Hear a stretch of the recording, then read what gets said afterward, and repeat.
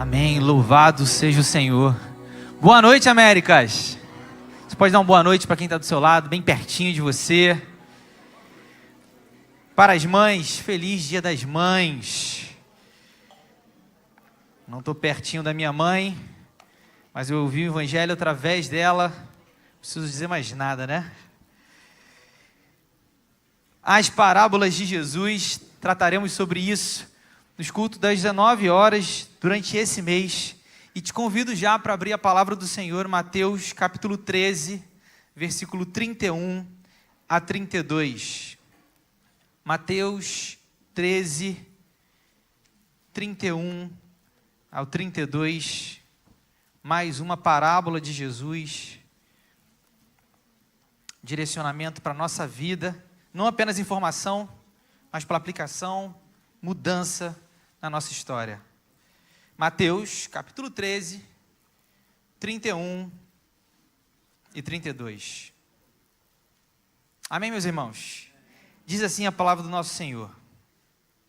Outra parábola lhes propôs, dizendo: o reino dos céus é semelhante a um grão de mostarda, que um homem tomou e plantou no seu campo, o qual é, na verdade, a menor de todas as sementes, e crescida é maior do que as hortaliças, e se faz árvore, de modo que as aves do céu vêm aninhar-se nos seus ramos. Você pode repetir comigo essa frase? E se faz árvore, de modo que as aves do céu vêm aninhar-se nos seus ramos. Vamos orar. Pai, nosso Deus, nosso Senhor, nós precisamos ouvir a Tua voz nesse momento, somente a Tua voz. Ilumina, Deus, Espírito Santo do Senhor, a nossa mente, os nossos ouvidos, o nosso coração. Aquece, Senhor, a nossa alma. Mexe nos lugares que às vezes nós não queremos que seja mexido, mas precisamos, Pai. Precisamos ser transformados pelo Senhor, alinhados na Tua palavra, alinhados pela Tua palavra. Guia-nos, Deus. Sem o Senhor, sem a Sua voz, nós não somos absolutamente nada. Mas estamos aqui pela graça do Senhor, para a glória do Senhor. Muda a nossa vida, a nossa história, o nosso coração. E que a Tua palavra não seja apenas informação para nós, de maneira alguma, de modo nenhum, mas que venha transformar a nossa vida, como tem feito. É no nome de Jesus Cristo que nós oramos. Amém e amém. Vai aparecer uma imagem aqui na tela. E aí eu gostaria de ver. Não precisa falar, tá? Não precisa falar. Eu queria saber se algumas pessoas sabem o que refere-se a essa imagem. Essa imagem, alguém conhece? Sabe por quê? De onde vem essa imagem? Só levanta a mão. Não precisa falar não. Tá bom? Se você não sabe, tá tudo bem. Alguns sentem saudades, eu sei. Aqui nós estamos falando de uma imagem do logo, na verdade, do Walt Disney. E aí, é uma imagem bem conhecida. Muitas pessoas levantaram a mão aqui. Não só na nossa igreja, mas no mundo afora conhece essa imagem. Conhece essa letra, conhece esse formato. Bate o olho e fala: ah, isso aí eu já sei. Ai, que saudade para alguns. Walt Disney, um homem que desenhava muito, extremamente criativo, organizava o seu pensamento de tentar colocar tudo aquilo ali, o seu dom, o seu talento, para empreender. E algo difícil, há muito tempo atrás, desenhar, ilustrações, como levantar isso, como se organizar diante disso. E ele não teve um caminho muito fácil, não. Aliás, seu início foi bem complicado, bem difícil. Ele quebrou uma das suas empresas, não conseguiu. Inclusive, ele foi demitido por falta de criatividade. Já imaginou o chefe dele depois? Gente, o que eu fiz? Nem toda demissão está certa, não é verdade? Foi demitido por falta de criatividade. Mas o tempo passa e ele não desiste. Vai investindo, criando, desenhando, aprendendo mais, até que ele criou um rato bem famoso, chamado Mickey Mouse. E aí é o começo de grandes passos para o Walt Disney, que nós conhecemos hoje, uma das maiores empresas de entretenimento de todos os tempos. Começo difícil, começo pequeno. Talvez no começo alguém ia falar para ele assim: olha, eu sei que é o seu sonho, está muito legal, você desenha super bem, mas vai fazer outra coisa. Procura outro trabalho, vai tentar outra coisa. Porque algumas pessoas enxergam lá na frente. Ela está aqui agora com algo pequeno na sua mão, mas ela enxerga lá na frente. Ela vê depois da montanha. E óbvio que aqui ela não está vendo literalmente, mas ela acredita. Ela tem fé naquilo ali, ela vai se esforçar para aquilo ali. E tem várias pessoas assim. Por outro lado, temos pessoas também que, no primeira dificuldade, ela para.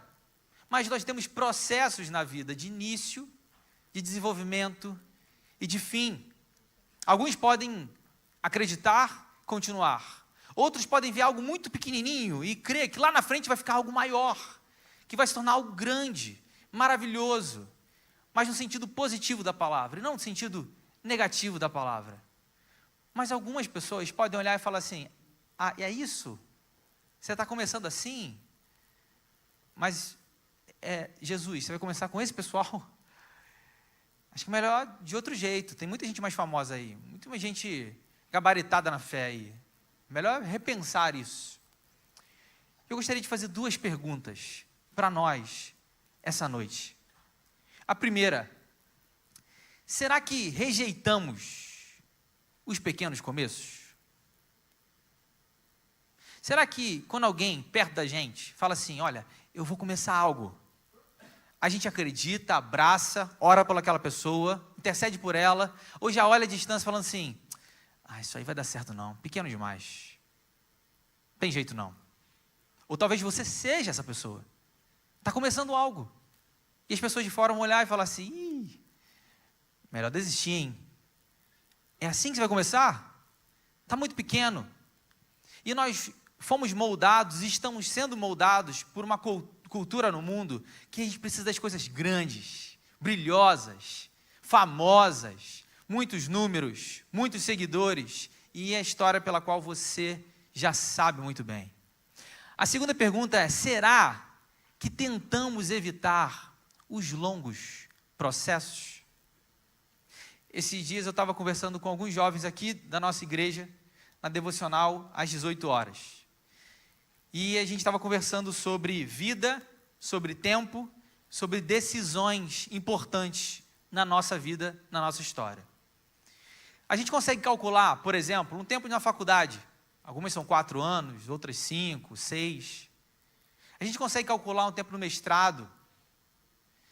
A gente consegue calcular um tempo de ir visitar um país, ficar lá, fazer uma longa viagem. Nós temos dias, datas, que podemos contabilizar isso. São coisas importantes na nossa vida. Meu cunhado, que é professor de português, ele sempre falava assim: quando alguém fala para mim que a faculdade demora muito tempo, 4 anos, ele falava: mas a vida não vai passar de qualquer jeito. Então tenta, se esforça, vai lá. E às vezes a gente pode estar muito preocupado com algumas coisas que nós nomeamos de importantes, e elas são. Mas quanto tempo demora para ser um bom pai? Quanto tempo demora para ser uma boa mãe? Quanto tempo demora para você, no seu trabalho, as pessoas olharem, admirarem você? Eu sei que a gente pode jogar alguns cálculos, mas essas respostas, muitas, a resposta é uma vida inteira. Quanto tempo para ter um bom casamento? Já imaginou? Um gabinete. Chega assim: pastor, então, eu quero saber quantos anos, hein, Paulo? Para demorar aqui para ficar o casamento assim, 100%. 5 anos? 10? 20? Tem gente com 50 que fala assim: ainda estou aprendendo, hein, pastor? Porque a vida inteira. E às vezes a gente quer tudo de uma hora para outra, de um dia para o outro. Nós lemos uma parábola muito interessante, que ela fala de algo que parece bem pequeno, de fato é, na leitura cultural, que ela é plantada, e o tempo passa, e ela cresce. E nós temos em 3 textos a parábola do grão de mostarda? Em Mateus 13, 31, 32, nós acabamos de ler, Marcos 4, 30 e 32 e Lucas 13, 18 e 19. Nós temos aqui os evangelhos sinóticos, muito bem explicado pelo reverendo Homer semana passada, que eles têm a mesma ótica. João é um pouco diferente em alguns aspectos, mas eles têm o mesmo ponto de vista. E esse ponto de vista fica bem próximo à leitura. Então, se a gente comparar aqui a parábola, fica bem pertinho, porque eles têm a mesma ótica. Mas ainda assim, tendo a mesma ótica, algumas palavras podem ser diferentes. Isso não divide, isso complementa. Café da manhã, eu trago café, você traz pão de queijo, você traz pão, e nós temos a mesma ótica, vemos da mesma maneira, mas podemos falar de uma forma diferente. Por exemplo, esse púlpito. O pessoal da câmera e produção me ajude. Quem está aqui na esquerda, minha esquerda, enxerga ele, sabe o tamanho, a cor, né? Pode imaginar aí o peso dele, a base. Quem está aqui no meio, também é a mesma coisa. O tamanho, bem fininho, e a minha direita também. Nós estamos vendo o mesmo púlpito, concorda comigo? Mas, ao mesmo tempo, podemos escrever o que estamos vendo, que é correto, que é certo, e Deus complementar aquilo que nós estamos escrevendo. Por isso, os sinóticos, e eles são muito importantes para nós. Os textos bíblicos, juntando eles aqui, eles são interessantíssimos no aspecto de que eu e você, às vezes passamos por alguns versículos e não vemos detalhes. Faz parte. A gente já bateu esse papo várias vezes sobre, gente, eu já li isso aqui, parecia que não estava aqui, mas estava aqui. E eu gostaria que você olhasse mais uma vez para o texto, que diz assim, a partir do versículo 31, outra parábola lhes propôs. Jesus estava falando de parábolas. Dizendo, o reino dos céus é semelhante a um grão de mostarda. Um grão de mostarda, nós sabemos que ele é bem pequenininho, mas bem pequenininho mesmo, que um homem tomou e plantou no seu campo, o qual é, na verdade, a menor de todas as sementes, e crescida é a maior do que as hortaliças. Jesus aqui ele não está usando é um exemplo de parábola moral. Então o foco não é tanto botânico assim.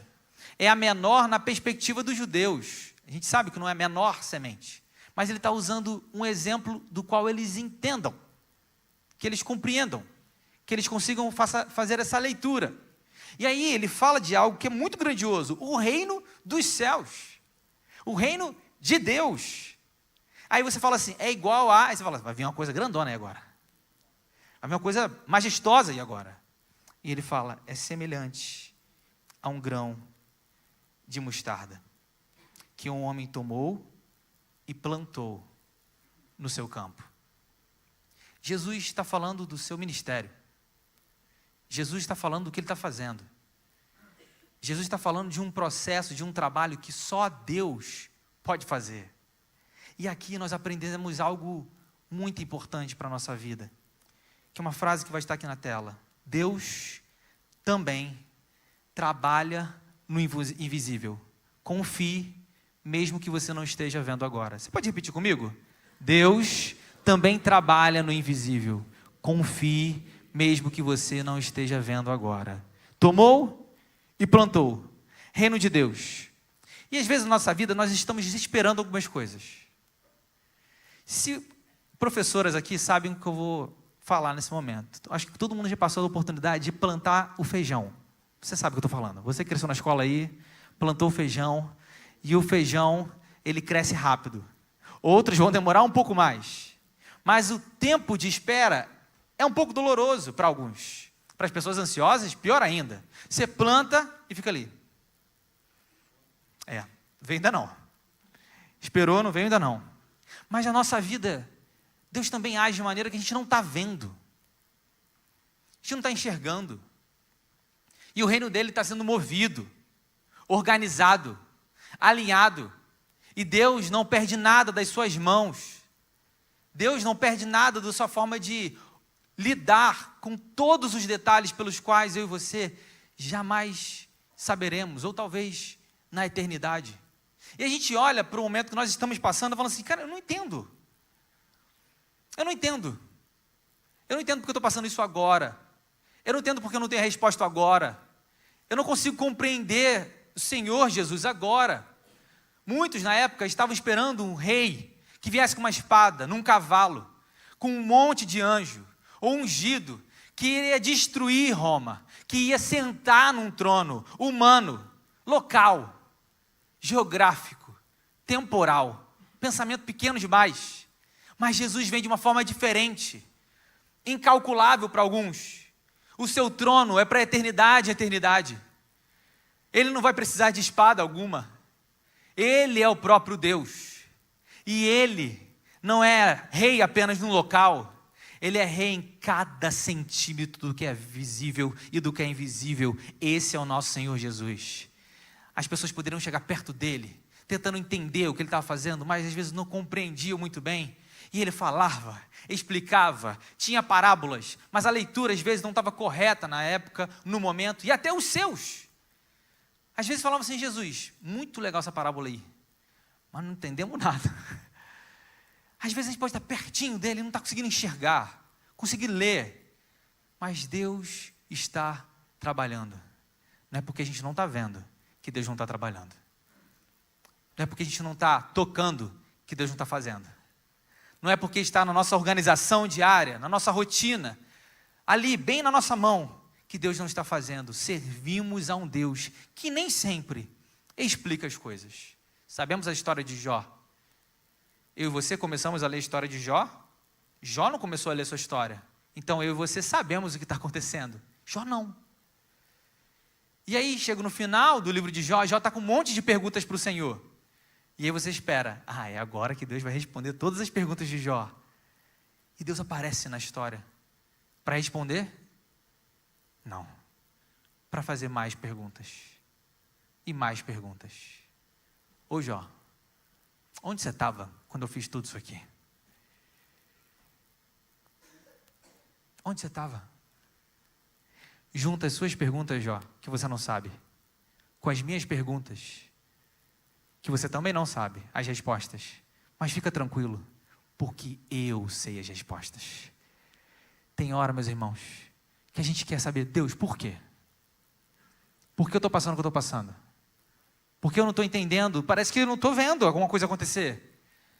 Alguns poderiam estar olhando Jesus e falar assim, será que agora? Hein? Pedro com a espada, estou esperando um momento.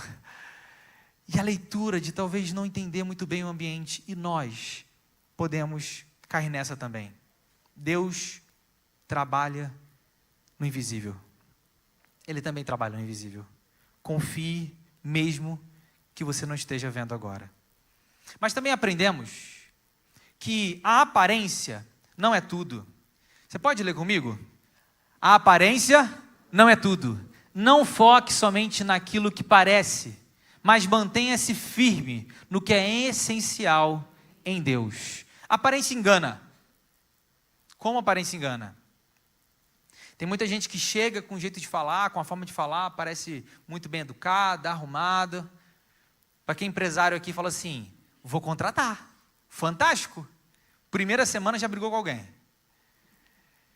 Segunda semana chegou atrasado todos os dias. Terceira semana você falou assim, então, você pode fazer isso aqui? Não sei, vou ver. E aí você fala assim, gente, mas parecia tanto. Parecia. Só parecia. É muito interessante para adolescentes, que eles chegam perto assim e falam assim, Heavy, eu estou pensando em namorar fulano. Tá bom. É a melhor pessoa do mundo. Tá bom, é melhor, com certeza. É a pessoa mais bonita do mundo, com certeza. Fulano? É, com certeza. Ele é tão legal. Ele é tão gente boa. Mas a pergunta é, ele é de verdade ou só parece? Aparências enganam.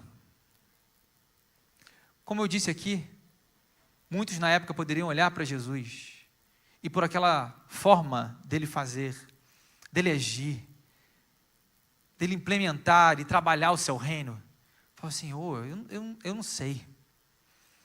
Eu acho bonita essa história do amor. Eu acho bonita essa história de sacrifício pelo outro. Eu acho isso muito interessante, mas eu estou esperando outra coisa. Eu quero outra coisa, de outro modo. E nós podemos nos iludir com aparência.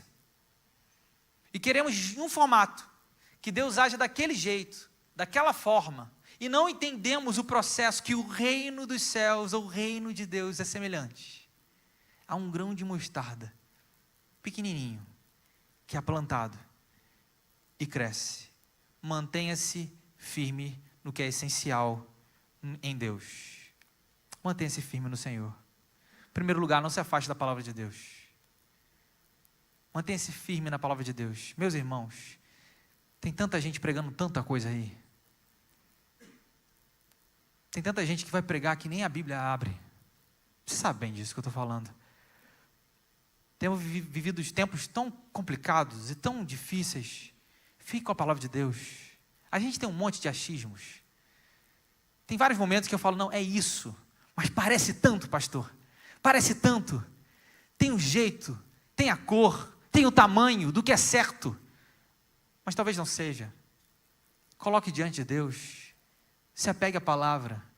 Junte-se e aproxime-se de pessoas que têm mais experiência na fé do que você. E pergunte, peça ajuda, abra o coração, mantenha-se firme no que é essencial. Quando a gente olha para a história de Jesus, realmente tem algumas coisas que é difícil de entender. Principalmente como cresceu, como evoluiu. Nós somos cristãos, então fica mais fácil para a gente entender isso. Mas para quem é de fora, fica tentando debater, conversar, tem livros sobre isso. Porque é o seguinte, Jesus começa o seu ministério sem dinheiro. Jesus começa o seu ministério sem apoio político. Inclusive, Jesus começa o seu ministério sem o apoio dos nomes religiosos da época. Jesus começa o seu ministério sem um sobrenome pesado. Sem ter alguém ali para ajudar se alguma coisa tivesse dado errada, no sentido público da palavra. Jesus começa o ministério de uma forma inexplicável. E ele vai montar um grupo. O grupo dele tem Judas Iscariotes, Pedro, Pedrão. 12 homens simples, sem nome, sem história, sem um grande sobrenome. Ô Jesus, a gente não está entendendo muito bem. Meus irmãos, honestamente, onde Jesus estava, no tempo que Jesus estava, era tudo para dar errado. Você concorda comigo? 2000 anos atrás, na antiga Palestina, com um grupo de homens diferentes, simples, sem dinheiro, sem status, não tem como isso dar certo. Ou tem como dar certo, se essa é uma história de Deus. E meus irmãos, deu certo. Sabe por quê? Porque era o próprio Filho de Deus agindo. Era o próprio Filho de Deus curando. As pessoas falavam assim, você pode tirar minha vida, mas eu não vou negar o que eu vi. Eu vi alguém sendo ressuscitado. Eu vi o que não via, ver. O que não andava, andar. Eu estava lá. Pode tirar minha vida. E eles começaram a se espalhar, falando do amor de Jesus, sobre o evangelho de Jesus. E foram espalhando, falando. Na ótica humana, isso é incompreensível. Mas tem um texto maravilhoso, uma profecia, em Ezequiel, capítulo 17, versículo 23. Você pode ler comigo? No monte alto de Israel o plantarei, e produzirá ramos, dará frutos, e se fará cedro excelente. Debaixo dele habitarão animais de toda sorte, e à sombra dos seus ramos se aninharão aves de toda espécie. Espera aí, a gente leu essa frase já. O que está tendo aqui nessa promessa é que um dia vai vir o Messias, o ungido do Senhor. E agora não é só para aqueles da linhagem de Abraão no sentido limitante dos judeus, mas os que estarão em Cristo Jesus estarão na linhagem de Abraão, ou seja, os gentios entrarão nessa história. Tem uma promessa para isso lá na frente, e foi o que nós lemos. E gostaria de ler com você agora, mais uma vez, nos 3 evangelhos sinóticos. As aves do céu vêm aninhar-se nos seus ramos. As aves do céu poderem aninhar-se à sua sombra. E em Lucas, as aves do céu aninharem-se nos seus ramos. Jesus está dizendo assim, esse reino dos céus, que está pequenininho, que muita gente não entende, vai ser plantado, e vai crescer, e vai crescer, e aves de todos os lugares, do Brasil, do Rio de Janeiro, dos Estados Unidos, da Itália, da Áustria, poderão ficar agora a fazer seus ninhos nesse lugar. Não é só para um tipo de povo, mas em Cristo Jesus, e por causa disso, nós estamos aqui, meus irmãos, porque Jesus cumpriu tudo isso. Louvado seja o Senhor. Deus tem um plano, sempre teve um plano, parece pequenininho, mas vai crescendo, e eu e você entramos nessa história também. Paulo fala algo maravilhoso, em 1 Coríntios capítulo 1, 26 e 31. Irmãos, reparai, pois na vossa vocação, visto que não foram chamados muitos sábios segundo a carne, nem muitos poderosos, nem muitos de nobre nascimento, pelo contrário, Deus escolheu as coisas loucas do mundo para envergonhar os sábios, e escolheu as coisas fracas do mundo para envergonhar as fortes. E Deus escolheu as coisas humildes do mundo, e as desprezadas, e aquelas que não são, para reduzir a nada as que são, a fim de que ninguém se vanglorie na presença de Deus. Deus tem um plano.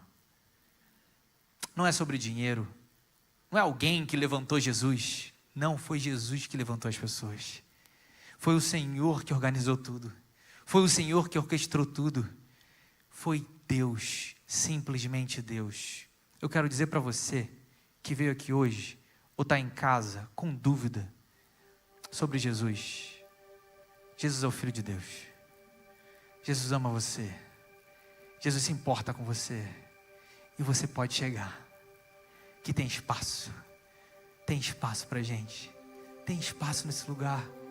Esse é o Senhor Jesus, que se esvazia, que anda bem pertinho de homens pecadores, que talvez falaram coisas que não era muito legal de se ouvir, mas Ele estava lá, que foi tentado em todas as coisas, mas venceu cada uma delas. Esse é Jesus, Jesus prometido, que viria, e veio, e cumpriu, e é por isso que você está sentado aí agora, porque Jesus ama você. É por isso que você está assistindo à distância agora, porque Jesus ama você. Mesmo Ele trabalhando de forma invisível às vezes. Ao sexto dia, a sexta-feira, Jesus é morto. E eles ficam ali perdidos, e agora? Mas Ele ressuscita no domingo. Tem alguns momentos que a gente não vê, talvez não lembre, talvez não consiga organizar muito bem, mas Jesus faz coisas de maneira que a gente não entende, mas Ele está fazendo. Deus se importa com a sua vida. Cuidado com a aparência. Cuidado que você olhar e falar assim: ô pastor, não estou vendo Deus não. Mas é assim que vai começar, tão pequenininho? É. E eles começaram a pregar o evangelho, começaram a anunciar as boas novas, e foi se espalhando, e foi se espalhando, e foi se espalhando, e foi se espalhando, e foi se espalhando, e está na hora de que eu e você não fiquemos apenas com esse evangelho para nós, mas para que outros também conheçam o Jesus, o nosso Senhor e o nosso Salvador, que salvou a minha vida e que salvou a sua vida. A gente pode olhar e ver algo pequenininho, mas que vai se tornar algo tão grande, e que vai alcançar povos, nações, e louvaremos ao Senhor por toda a eternidade. Louvado seja o nosso Deus. nós vamos orar. Hoje você não virá aqui na frente. Vou pedir para que você feche os seus olhos e coloque a sua vida diante de Deus. Fala assim: Deus, eu sei que o Senhor trabalha também no invisível, mas eu não estou vendo, mas eu queria ver, e eu não sei lidar muito bem com essa sensação, esse sentimento. Me ajuda. Talvez seja o momento de orar e falar assim: Deus, me ajuda a focar no que é essencial, no que é do Senhor, para que eu não me perca nas coisas do mundo, não só no ato daquilo que eu quero querer, mas no que eu preciso, no Senhor e para a Tua glória. Me faça enxergar que o Senhor me trouxe para essa árvore, o Senhor que me trouxe para essa mesa. Louvado seja o Senhor. Nós vamos cantar nesse momento, mas fique em espírito de oração, e depois farei uma oração, para que todos juntos falemos com o Senhor.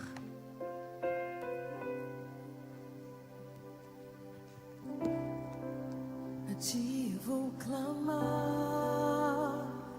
pois tudo vem de ti, e tudo está em ti. Por ti vou caminhar, tu és a direção, o sol a me guiar. Tudo pode passar, teu amor jamais me deixará. Sempre há de existir um novo amanhã preparado pra mim, preparado pra mim. Senhor, nós agradecemos pelo privilégio de ouvirmos a Tua palavra. Nós queremos colocar nossa vida diante de Ti agora, diante do Teu altar. Cada irmão e cada irmã pedindo ao Senhor para focarmos naquilo que é essencial, para termos confiança no Senhor, mesmo quando a gente não está vendo, não está entendendo, mas o Senhor age de um modo que o Senhor escolhe as coisas loucas desse mundo, e nós agradecemos ao Senhor, porque talvez a gente não precisa entender mesmo não, mas confiar em Ti, saber que o Senhor está agindo, fazendo. E o Senhor nos trouxe à mesa, o Senhor nos trouxe à Tua casa, o Senhor nos trouxe, Pai, e o Teu reino, que é grande, que é maravilhoso, nos alcançou. O Teu Evangelho chegou à nossa vida, louvado seja o Senhor. Mas que a gente não fique com esse Evangelho só para a gente, que a gente compartilhe com os outros, que toda glória para o Senhor e somente para o Senhor. O Senhor tem um plano, o Senhor organiza do seu jeito, do seu modo, e louvado seja o Senhor por isso. E ajude-nos, Deus, a acalmarmos os nossos corações, que a ansiedade não venha segurar a nossa vida, a nossa alma, que o medo não venha nos fazer tropeçar, que a dúvida, que às vezes bate tão forte a porta do nosso coração, Senhor, no nome santo de Cristo Jesus, nos dê segurança em Ti, nos dê força em Ti, a fé em Ti. E às vezes nossas lentes podem estar embaçadas, os nossos olhos talvez não venham enxergar tão bem, como os discípulos naquela época, que não estavam entendendo muito bem o que o Senhor estava fazendo, e nós podemos também cair nisso. Mas Senhor, limpa as nossas visões, o nosso olhar, nos dê sabedoria para lidar com a vida, e entender o reino do Senhor, que é muito mais conforme a Tua vontade, do que conforme a nossa vontade, e louvado seja o Senhor por isso. E é no nome santo de Cristo Jesus que nós agradecemos pelo privilégio de podermos repousar nos nossos ninhos, nessas árvores, essa árvore que é o Senhor, e podemos repousar também à mesa do Senhor, e em Cristo oramos, amém e amém.